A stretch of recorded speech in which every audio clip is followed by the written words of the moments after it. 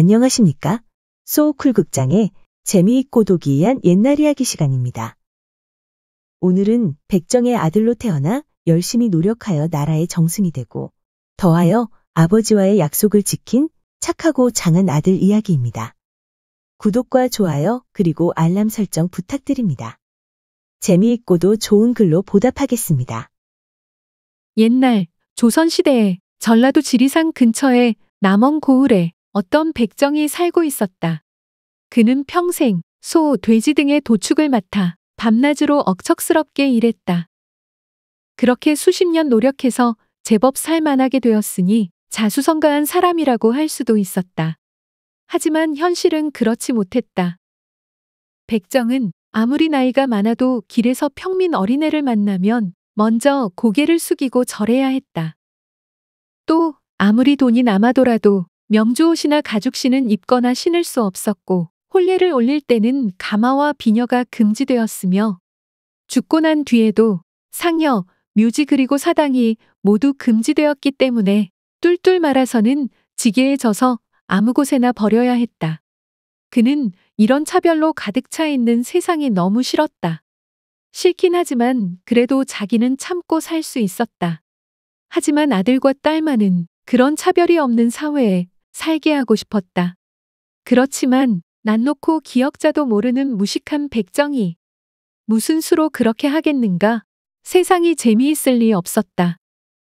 하루는 백정에게 웬 낯선 사람이 찾아왔다. 찾아와서는 다짜고짜 돈 1000냥을 꾸어달라고 했다. 백정은 하도 어이가 없어서 허허 웃고 말았다. 생면부지의 뜨내기가 아무런 보증도 없이 큰 돈을 꾸어달라니 말이 안 되었다. 상대방의 표정이 뜨악한 것 같으니 걸자가 주섬주섬 괴나리 보찜을 풀더니 어른 주먹만한 금덩어리를 턱 꺼내 놓았다. 보시다시피 이건 금덩어리입니다. 돈 1000냥 쓰려고 이 귀한 물건을 팔아치울 수는 없고 당장 돈수리는 바쁘고 해서 그러니 이 금덩어리를 맡으시고 대신 돈을 좀 꾸어 주십시오. 그러고 보니 경우에 없는 부탁은 아니었다. 그만한 금덩어리라면 줄 잡아도 만냥가치는 될 터이니 담보로써야 그만이었다. 백정은 아무 날까지 이자를 붙여서 갚겠다는 다짐을 받아놓고서 사람을 불러 문서를 쓰고는 돈 1000냥을 꾸어줬다. 그래놓고 며칠이 지났다. 마침 금광에서 일하는 조카가 지나는 길에 들렀기에 그 금덩어리를 내보였다. 며칠 전에 이러이러한 일이 있었노라 하고 설명하고 난 뒤였다. 조카가 금덩어리를 들고 이리저리 살펴보더니 그만 기겁하였다. 아이고 아저씨, 소가도 크게 썩으셨습니다. 이건 진짜 금덩어리가 아닙니다. 납덩이에 금박을 입힌 거예요. 조카가 쇠젓가락으로 금덩어리 거죽을 슬슬 긁으니 얇은 금박이 벗겨져 나오고 시커먼 납덩이가 보였다. 이런 건 값으로 치자면 서푼 어치도 안 됩니다. 그 소리를 들으니 백정은 온몸에 맥이 탁 풀리면서 앞이 캄캄해졌다. 밤낮으로 손이 부르트도록 일해서 한 푼 두 푼 평생 모은 돈을 이렇게 허망하게 떼이다니 어찌 이럴 수가 있는가. 하도 억울하고 원통해서 백정은 그만 그 길로 몸져눕고 말았다. 백정에게는 늙음하게 생산한 아들이 하나 있었다. 그런데 이 아들이 보니까 제 아버지가 갑자기 드러누워 끙끙 앓고 있었다. 틀림없이 무슨 속상한 일이 있으신가 보다 하고 아들이 연유를 물어보았다. 백정은 다 죽어가는 목소리로 이유를 말했다. 아들이 잠깐 생각하더니 아버지, 아무 염려 마세요. 1000냥의 이자까지 붙여서 받아낼 궁리가 있습니다. 하고서 이러쿵저러쿵 소상하게 돈 받아낼 방법을 가르쳐 주었다.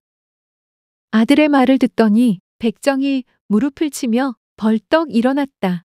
그러고는 그날부터 사람이 많이 모인 곳을 찾아다녔다.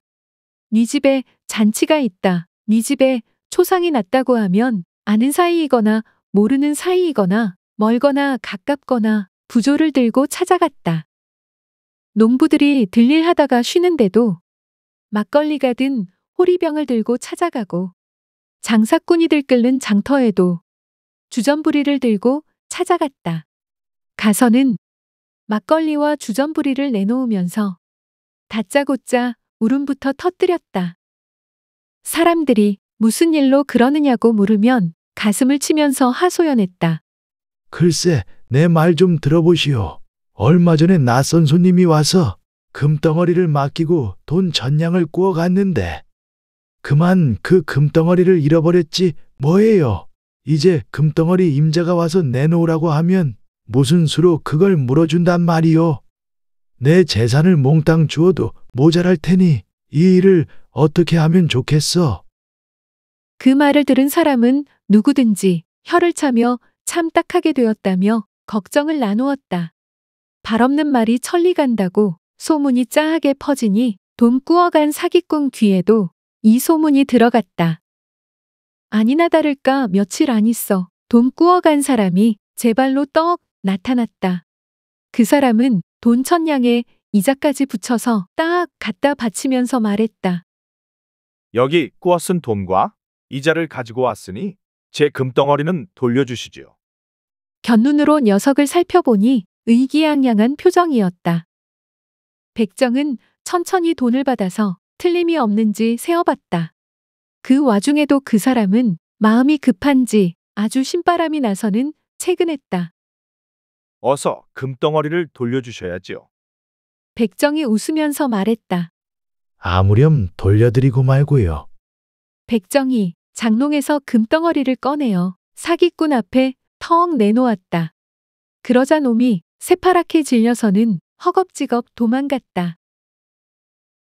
한편 그 무렵에 어느 정승이 한양에 살고 있었다. 그는 집안으로 보나 관직으로 보나 무엇 하나 부족함이 없는 사람이었는데 다만 대를 이을 자식이 없는 것을 항상 힘들어했다. 나이도 많은데 어떻게든 해서 좋은 상속자를 얻고 싶어 여러 가지로 손을 써봤지만 좀처럼 마음에 드는 아이가 없었다. 그래서 할 수 없이 자신이 팔도를 편력하여 양자 삼을 아이를 직접 찾기로 했다. 일이 이렇게 되자 한양의 유명한 정승이 양자를 구한다는 소문이 순식간에 팔도 전역에 퍼졌다.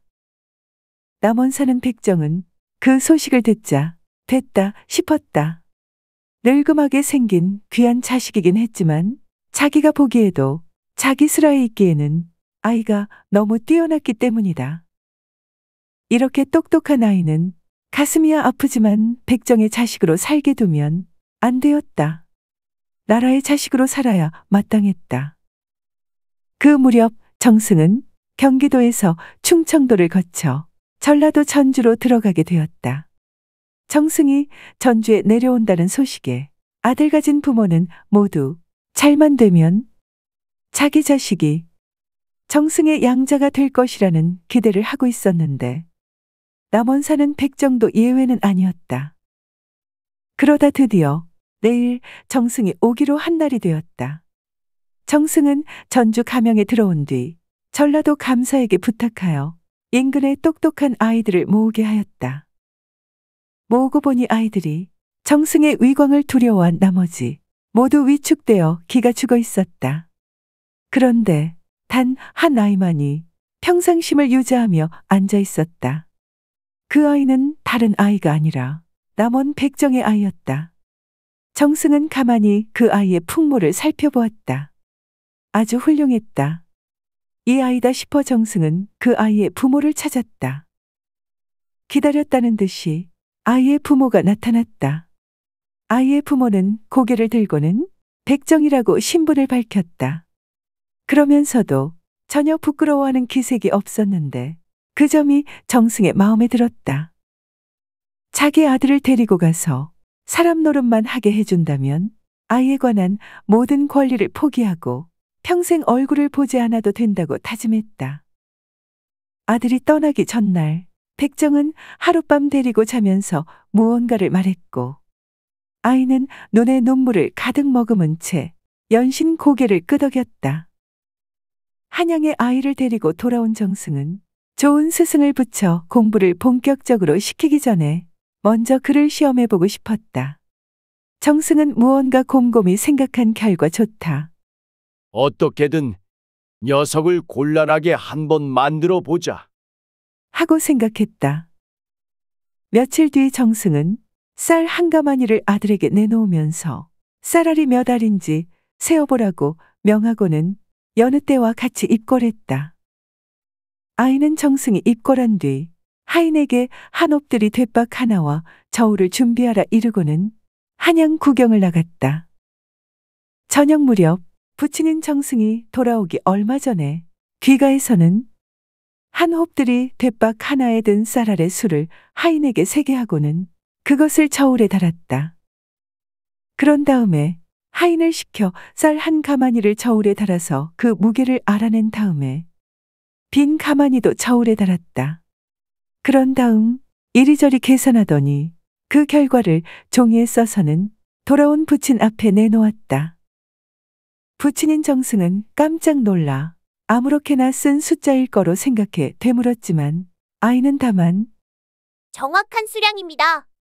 라고 대답할 뿐이었다. 정승은 나중에 하인에게서 가마니에 든 쌀알을 아들이 계산한 이야기를 모두 듣고는 크게 감동했다. 아이의 그릇 크기를 짐작한 정승은 아이에게 모든 걸 맡기고 그냥 살펴보고 있기로 했다. 짐작대로였다. 아이는 정승의 기대에 어긋나지 않게 열심히 공부했다. 그렇게 몇 년 세월이 지났다. 어느 시골 마을에 살인사건이 일어났는데 고을원으로서는 그 조사가 힘들어 결국 형조로 사건을 넘기는 일이 생겼다. 형조에서 사건을 조사해보니 괴상했다.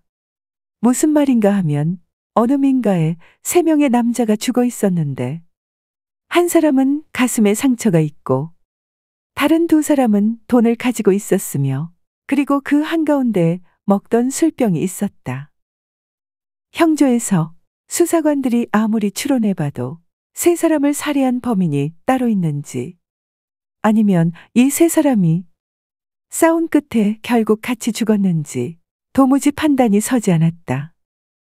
형조 판서가 애로를 표하자 정승은 이때다 싶어 녀석을 시험해 보기로 하고 아들에게 사건을 맡겼다.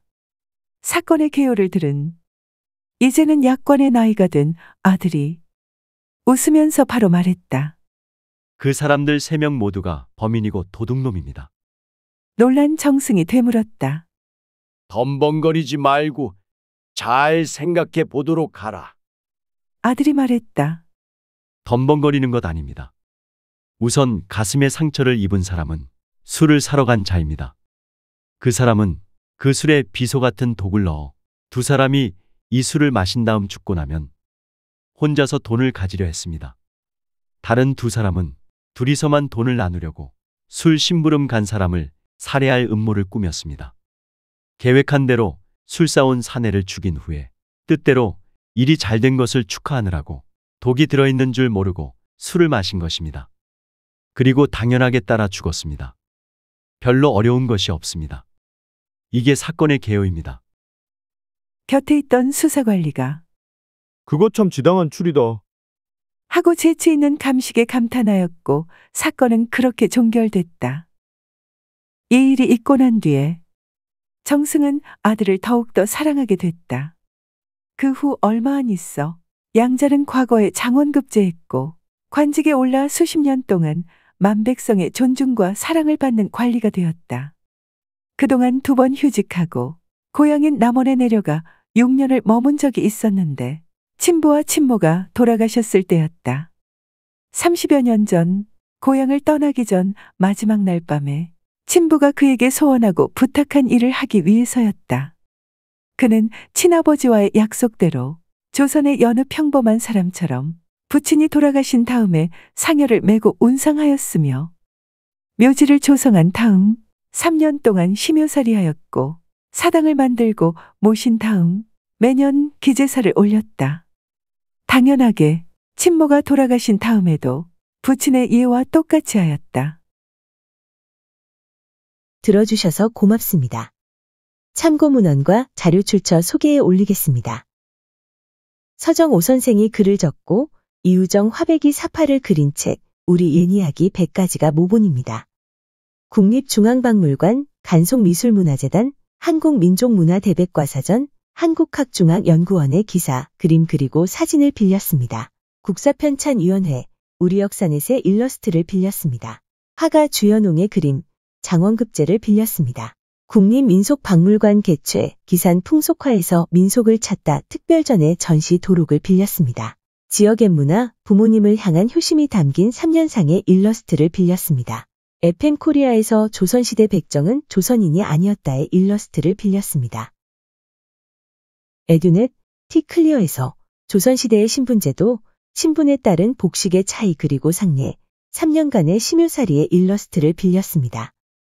기막수화백의 그림, 숭례문 밖의 칠패시장을 빌렸습니다.